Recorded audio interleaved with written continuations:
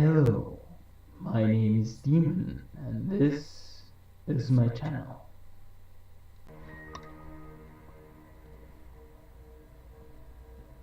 Are you absolutely positive you locked the door when you left? Denise's voice was too desperate for her words to be an accusation, more like a plea. I adjusted the phone in my hand at the collar of my shirt. Yes, absolutely. I went back up and checked. The letter was a lie, but I was quite sure I'd locked the apartment where I left on Friday. No answer for a few long seconds. We think someone might have broken in. Her voice was rife with dread. The thought didn't fully register, and I was too surprised to speak. The line was quiet for a minute, then she spoke again. Gail and I, there were footprints. His stuff was messed up. Gail's, that is. We'll figure it out when I get there. Put simply, in the end, we didn't really. I got there about 2 hours later. It was a bit before 11 in the evening. Gail and Denise looked alright, though a bit tired. The worry over what happened had somewhat dissipated by then, but they were still quieter than usual. I briefly tried to lift the mood, unsuccessfully. Nothing seemed to come out of the whole thing in the following days.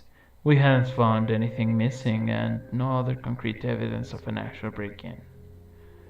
One might think we'd live in fear after that, but without a constant reminder, we didn't get the chance to really commit the whole ordeal to memory.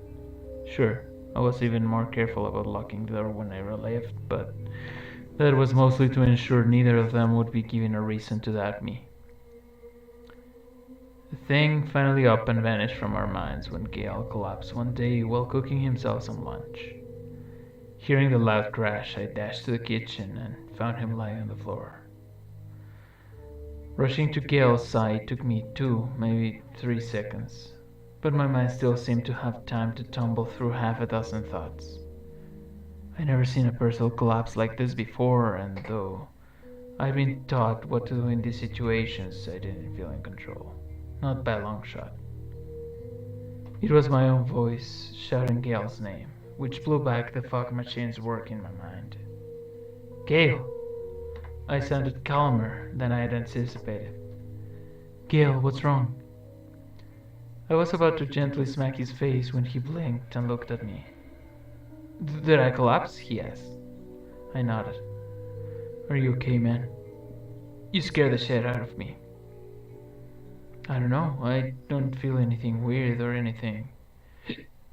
He rejects his explanation by pondering for a short while, considering whether or not he really is okay. I offered him my hand and picked him up. I was relieved to see he could still stand. It took him a good long second to start laughing. Gil had a weird and what I think is kind of childish tendency to find serious stuff that somehow ended alright funny. His unwavering optimism would come sometimes dangerously close to naivety, but in the moment it was infectious. I laughed nervously. Man, the exam hadn't even started and you were already passing out on me. Then I added, the weight of the concern dropping my voice about half an octave. You really should head to bed and kick back. I was preaching to Guar though. He was already in his half-hour room, climbing into bed. He chuckled slightly and said yes, apparently feeling the need to belay my fears. His success was limited. He'd forgotten to stop the water which ran through the leaves of a head of lettuce. I closed the tap and stared at a few brown roots stretched like veins, reaching for the sinkhole. I started to worry about Gale. People don't just collapse, right? This question was the seed, and growing from it was a stem of possible reasons. Gale had just returned from a trip to Africa, where he'd spent the whole month working part-time at the laboratory. He got the relevant shots before going down there. But what if it was something else? A couple of years ago in high school, we were privy to a slideshow of downright nightmarish afflictions one could pick up in Africa. I remember one called river blindness most vividly. A parasite worm that lives, feeds, and breathes inside your eyes. Apart from that wonderful nugget, my knowledge of diseases indigenous to Africa was very limited. My ignorance was anything but bliss, rather, it was simply negative space to fill with terrifying possibilities. Gale woke up a couple of hours later with eyes as glassy as marbles. He was sick. I brought him a glass of water and pelted him with questions about what could have caused it. He didn't mind me asking, but he didn't seem to have any idea about the origin of his sudden illness either. On Friday, I decided to stay with him over the weekend to make sure he's alright. We usually went back home at the end of the week, since it was a 2 hours drive home. That was the day his fever peaked. Man, I could feel your brownie batter and I could by the time it got to your stomach, was my answer when he announced his temperature. That night I stayed up late doing homework. When Gale decided it was time to scare my very soul straight out of me by taking in his sleep. He did that sometimes, and it's usually most akin to listening to Gale's side of a telephone conversation with his mother. Without exception, I'd forgotten everything he'd ever said in his sleep up to that point. After endangering the cleanliness of my underwear, he took a pause, drawing air slowly and calming again. I chuckled to myself and rolled my eyes slightly. He and Denise would surely find the story hilarious in the morning. Then he spoke again. The pitch of his voice was higher and he mumbled quickly. He sounded like he was resisting something. Hearing it made me uneasy. It was like watching a typical bullying scene from a movie. The sound lagging behind or staying just ahead of the picture. In that tender state of mind which seems to result from staying awake past one's bedtime, I felt disturbed. To my utter relief, his fever fell a bit the following day. This was reason enough for me to convince him to let me take him to the doctor.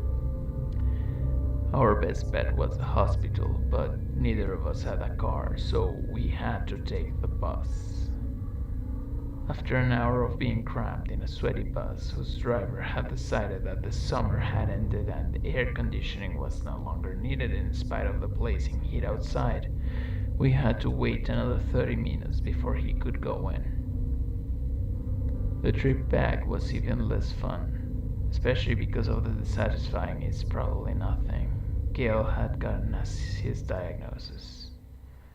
His fever was back, eyes bloodshot and glossy, and he even had to lean on me for support as we returned home.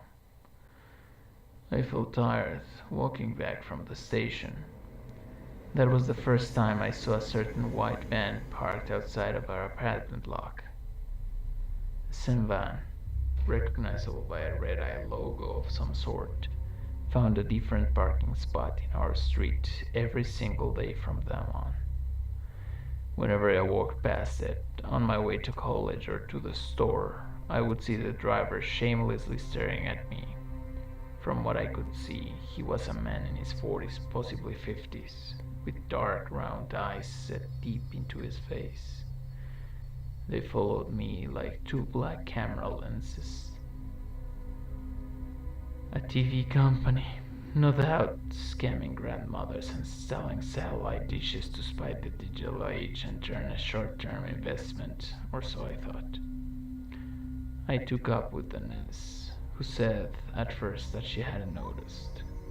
She came back to me, totally creeped out later that same day, saying she had seen the van and the guy.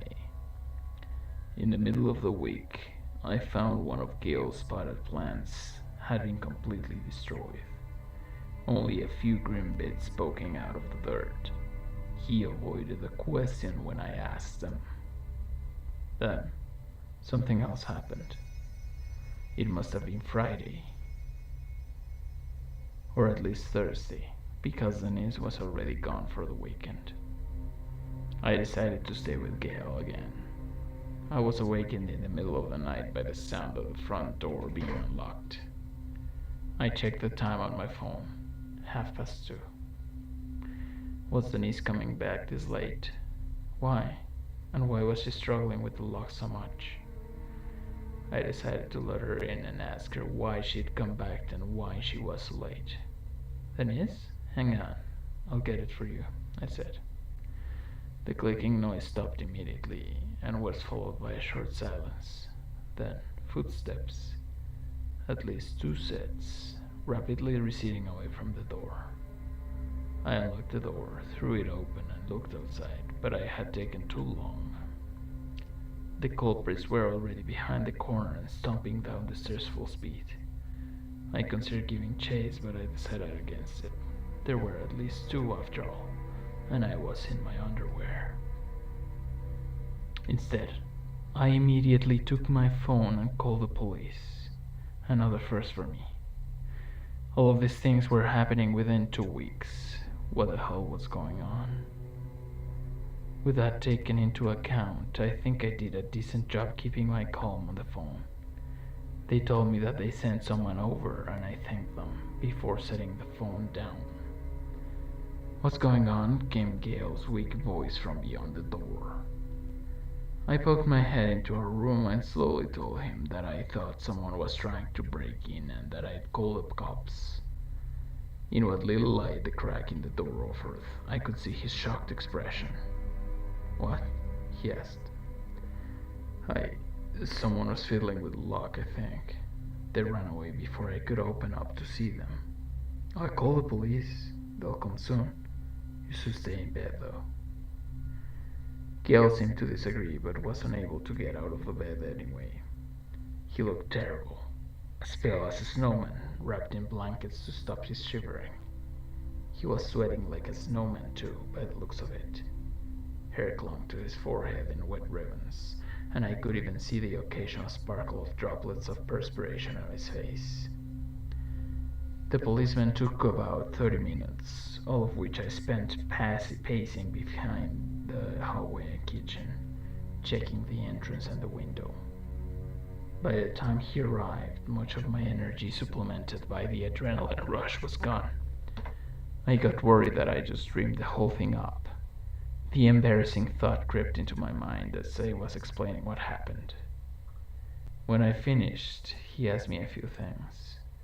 Then we went through it again. The conversation took over half an hour, and by the time it ended, I felt like I'd just been to an oral exam and failed miserably. I worked up the courage and asked him about what would happen now. He took a second before answering, choosing his words, I think, to put my mind at ease. From what I can gather, this was probably a one-time deal. Break-ins are quite rare around here. He seemed to cut away a bit of the formality at that point, and I remember appreciating it greatly. Look, most of the times we get called in for attempted burglaries, we're not called again. What I mean is, someone who got caught in the act is really unlikely to do it at the same spot, he said. This managed to calm me down. I thanked the officer kindly, and he told me not to hesitate to call again. A day of being a zombie awaited me, so I quickly checked on Gail before hitting the hay. After that, we only got 3 or so full nights of sleep, and even there I should speak for myself because my roommate was very still. I cooked him a few meals, but he mostly got on by salt licks. His appetite was abysmal. As if that wasn't enough, I found another one of his plants had been vandalized, and a piece of leaf was missing from a third. Denise returned on Saturday. That night, I was awakened by the sound of Gil coughing and choking on something. I jumped up and immediately ran to him. Slipping on the light, asking what was wrong. He was holding his throat and thrashing around in bed. He freed himself from the blanket and fell to the floor. Gail, shit, what's going on? No answer, and the coughing noises stopped. I pulled him up by the waist using both of my arms. He didn't resist, but he wasn't helping either. I managed to get him to stand, bend over. I hit him on the back 5 times, nothing. Dennis, help! I cried at the top of my lungs. I started with the abdominal thrusts. There was a small noise in his throat each time I pushed. Denise came in rushing into the room. Oh my gosh, she cried, but I cut her off. Call 911, he's choking. Denise stood there in a daze for a second, hand over her mouth. She stared at Gail, hanging limply from my arms. Now, Denise! I shouted again, shocking her out of her trance. Denise scurried to her room, and I could hear her talking into the phone. Gail started to shake and convulse, freeing himself from my grip and falling to the floor. The floor stayed still, but the walls spun around a little when I saw Gail lying on the floor on his side. A vine hung out of his mouth. Wet leaves scored with vomit were piled next to his face, the sour-smelling liquid pooling out from underneath him. Darkness advanced from the corners of my vision, threatening me to make me faint any second. I bent down to Gail, my chin stuck to my chest, looking up at him sideways. Strong nausea gripped my stomach and the back of my tongue. I pulled on the vine, but it was slippery, forcing me to pull it around my hand to get a better grip. I pulled on it again, moving it a good 10 centimeters. Gail gagged, and more thick fluid came out of his mouth. There were undigested bits of leaves not attached to the vine, too. I grit my teeth harder, wondering how much longer I could do this for. That's when the paramedics stormed in. Dennis led them into my room. They shoved me out of the way. I immediately ran over to the toilet and emptied my stomach. I then got up, washed my hands and my face thoroughly, feeling incredibly lightheaded. Gail was already on the stretcher and the men were carrying him outside. A weird thought occurred to me then. In my dizziness, one of the paramedics seemed familiar for some reason, but I couldn't pinpoint it exactly. I thought I almost had it, but I couldn't remember it at all. 10 minutes later, a loud siren announced an ambulance pulling into the street. Every blare made sent a chill down my spine. I dashed to the window. The ambulance stopped in the middle of the road, and 2 people jumped out of the back. I watched in horror as the figures went through the entrance of our apartment block. The paramedic I recognized carrying Gail away earlier was the one from the van that had been watching us. Denise held a confused conversation with the real paramedics while I dialed the police, sitting on the floor under the window. Denise and I spent the rest of the night at the police station, sleeping on the waiting chairs after answering God knows how many questions. There had been no news of Gail's whereabouts since. Denise and I were told to move out of the apartment, and neither of us complained one bit. Things have gone quiet. It's been a year. It seems like a terrible dream looking at it now. The only thing maintaining my faith is the fact that Dennis saw it too. I know, because I don't know how many times I've asked her. Out of fear of what might happen, I've kept quiet about this up to this point. And well, I'd like to say I've finally overcome this fear, that'd be a lie. In fact, fear is the main reason why I'm writing this. You have to understand, there's been a white van with a red eye parked outside of my place for the past